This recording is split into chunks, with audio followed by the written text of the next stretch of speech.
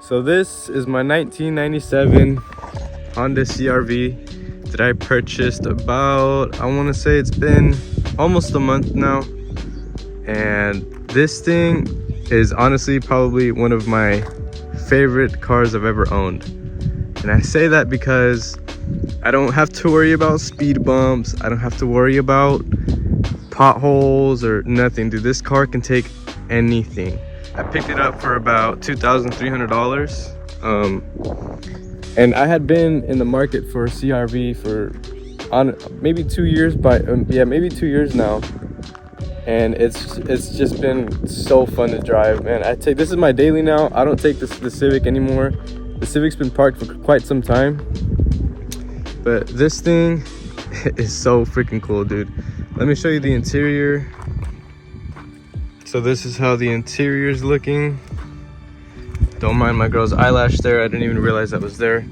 Super clean. The previous owner had taken really good care of this car. Other than that, this is probably the only flaw within this entire interior, but it's not even a big deal to me because you could get these seats for super cheap. It's got the folding cup thing, another cup holder right there. It's just flawless, man. The interior is just so clean, dude. It's so spacious, and it's a pretty small car for what it is, but it's just so spacious. Don't mind all the stuff I already got in there. Let's just do the work. I do have the 5th wheel, OEM wheel, but the passenger rear tire blew on me, and so I had to put on the spare OEM one. I put that one on. I ran it like that for a few days, and then again on the way to work, the same exact position, passenger rear, blew on me again. So I was riding on the rim the whole way back home because I didn't have another spare because I had just put on the spare. So now I got this donut. I haven't put on the new tires, the new tire for the spare, and that's because I paid for these all-terrains, and these things were not cheap, man. These all-terrains weren't cheap, and I honestly just couldn't afford to put on the 5th tire for the OEM wheel, so I'm just running this donut. So I do got a little bit of some replacements to do on the hydraulic arms right there, and this one's kind of sticking out super funky. But I mean, other than that, everything works. Again, don't mind the mess. I gotta put some stuff away, but it's clean. Oh yeah, and check this out. It comes with the OEM table in there still, so that's a blast. But yeah, man, I got this little Everlast first aid kit thingy and jumper cables in there. Now, on to my favorite part, honestly, my favorite part about this car. And here it is, the heart of the car, man. This thing looks so clean. I can't even, this is probably the cleanest I've ever seen an engine compartment. I'm not even kidding. This thing is awesome, dude. Everything looks so clean at every single angle. Whoever cleaned it did a really, really good job. I haven't had one issue with this car at all. Man, this is the new build. I'm so excited.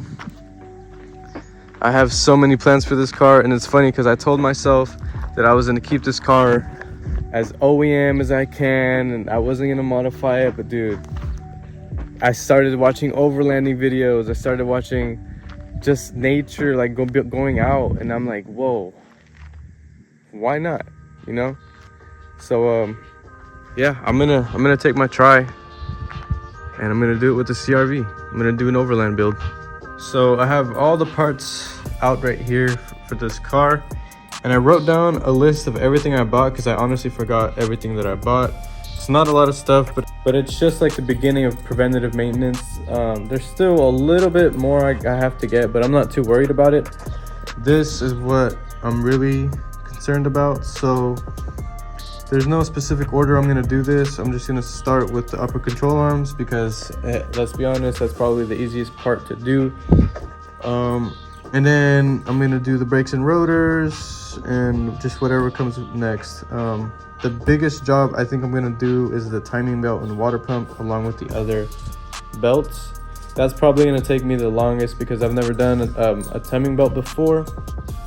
But we're just gonna see how this goes. So the majority of this video is probably just gonna be on a tripod and a time lapse. I'll come in every now and again to update what I'm doing and if anything went wrong.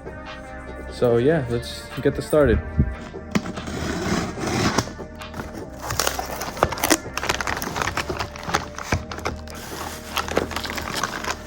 Yep, here they are, brand new. So let's go ahead and jack up the car and get these new ones on.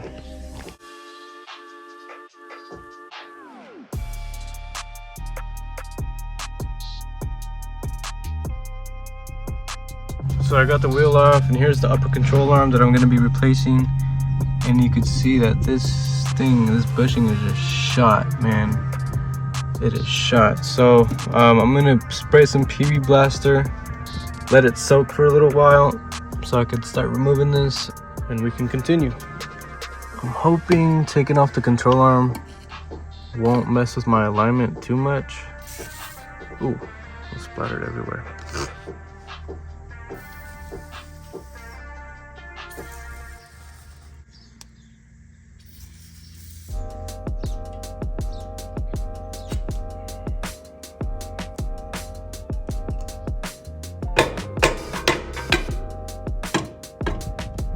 I was able to get this out, but it looks like I'm gonna have to take out the factory shock and spring assembly or whatever. I don't even know what you call this. I'm used to calling them coilovers, but it's just gonna make life a lot easier if I take this out rather than sticking a wrench behind that nut back there. So I'm actually just gonna take out the whole assembly. It should be pretty easy, just this bolt and the top mounts, and then yeah, we'll be able to take it off. So I finally got it out. I actually had to take off this piece right here because the way it sits, it's kind of like a sleeve. It's sleeved in there. So you actually got to take out both of them. This bolt and the bottom one, and the top mount two right there, and then you can take out the whole thing. Now we have access to the two nuts that we got to get to. And then this could come off.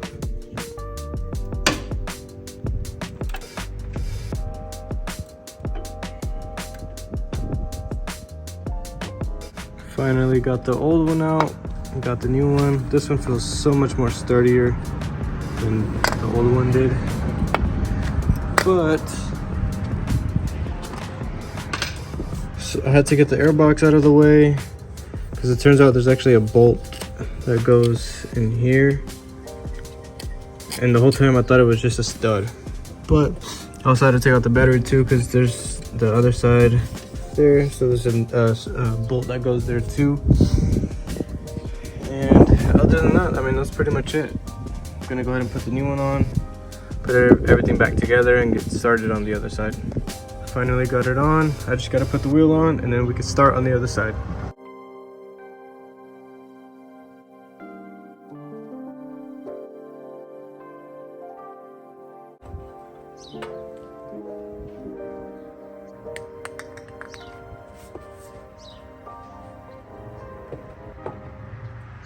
New one is in.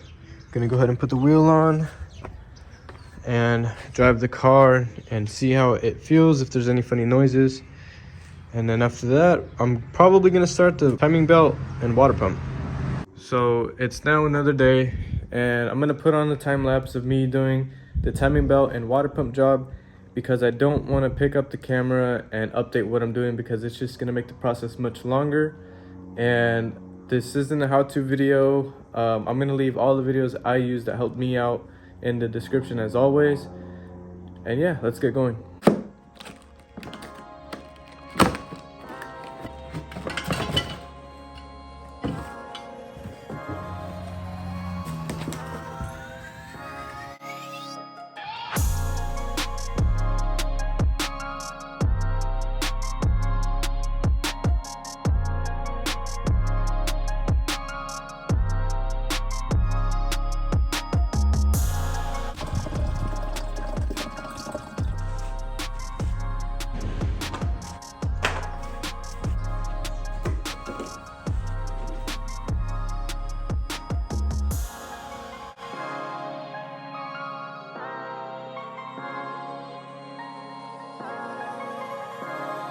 as I'm taking off these belts, I'm noticing something. They all look like they're in really good condition. If this car is getting 2 timing belt changes within its lifespan, it's spoiled. So this is the air conditioning or AC belt, and dude, it looks so good. So I don't know, like, it looks really, really good. I don't know, we'll see as I go. I gotta take this one off next.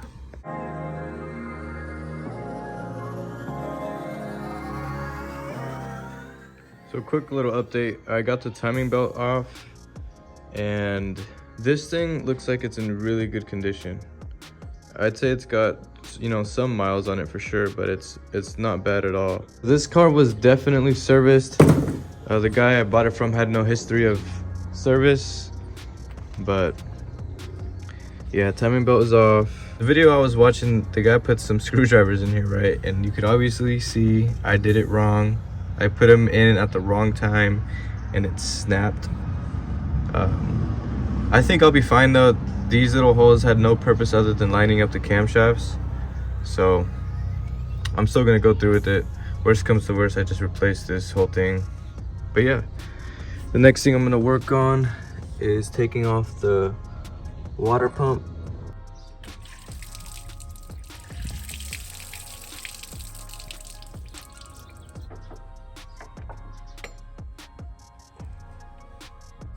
This thing is still brand new, dude. So here's the old one, here's the new one. I'm gonna go ahead and put this on right now. Finally got the timing belt on. This is like day 4 of doing this job, man. It sucks, but I finally got it on. I'm putting on all the belts, and I made sure to buy a new mount because this one completely was blown out. So this is gonna go right into here. Oh, if I could put it on right. I just gotta do it with both hands. Ready?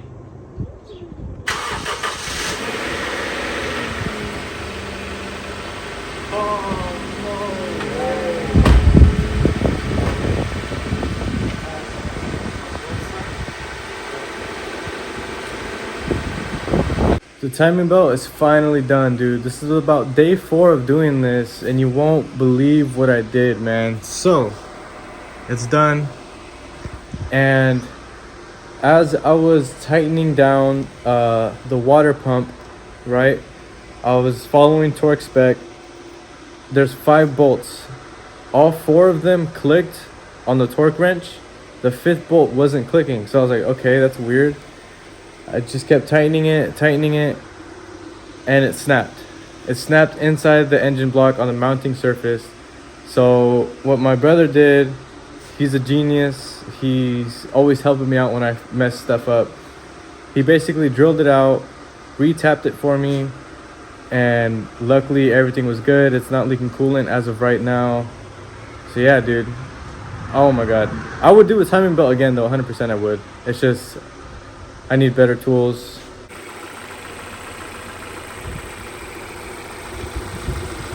So up next we have the brakes and rotors, front and rear. Now we could get this started.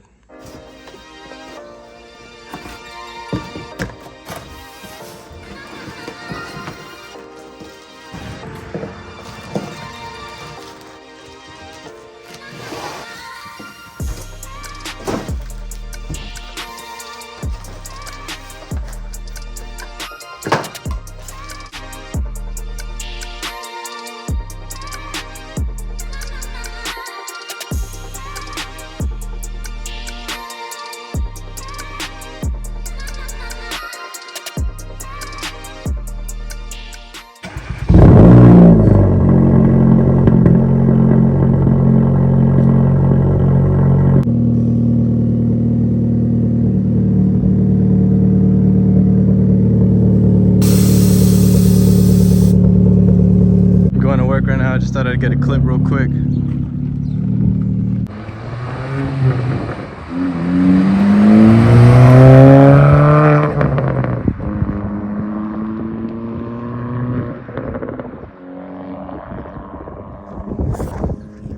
forgot his axle's broken, so it's making a funny noise. Anyway, before I change the brake pads, I'm actually gonna take the rotor off first, and then we're gonna put the brake pads on.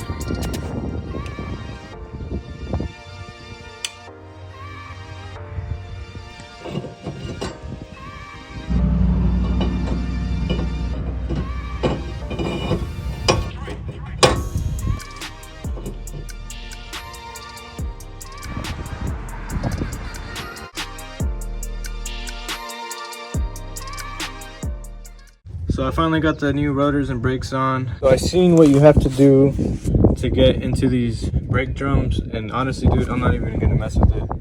That's just way out of my experience. I just don't want to mess with it. So I'm just gonna sell that kit, dude, because I'm not touching it.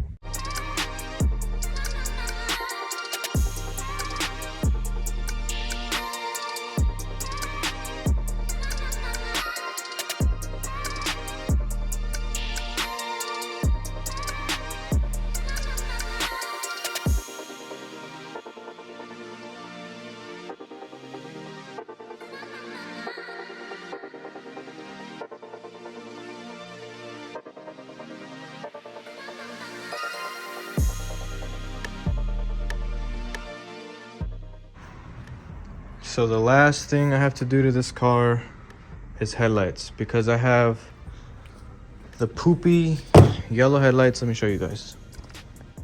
So I have these regular old lights. They're not that bright at all, and I'm gonna be replacing them with these blue lights. They're like bluish, whitish lights. From what I've read, this is a direct replacement, so we'll see.